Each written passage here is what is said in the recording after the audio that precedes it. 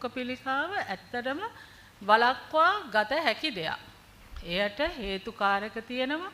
ඒක හඳුනා ගන්න පුළුවන්. මුල් අවස්ථාවේ හඳුනාගෙන ඉක්මනින් ප්‍රතිකාර කරොත් ඉතාමත් සාර්ථක ප්‍රතිඵල ලබා දෙන්න පුළුවන්. මුඛ පිළිකාව ඇත්තටම වෙනත් ඉන්ද්‍රියක වගේ ශරීරයේ ඇතුලෙන් ඇති වෙලා කෙලින්ම එන එකක් නෙමෙයි. ඕන කෙනෙකුට පේන්න මතුවෙන දෙයක්.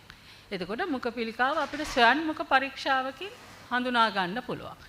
ඒ වගේම රතු ලපයක්, සුදු ලපයක්, රතු හෝ සුදු මිශ්‍රිත ලපයක්, ඒ වගේම කට අරගන්න බැරි ශ්ලේෂ්මල පටලයේ ඝන වීමෙන් ඇතිවන තත්වයක් ඇති වුණොත් ඉක්මනින්ම වෛද්‍යවරයෙක්, විශේෂයෙන්ම දන්ත වෛද්‍යවරයෙක්, බාහිර රෝගී අංශයක වෛද්‍යවරයෙක් හෝ පිළිකා සොයා ගන්නා මධ්‍යස්ථානවලට යොමු වීමෙන් මෙම පිළිකාව හඳුනාගත හැකියි.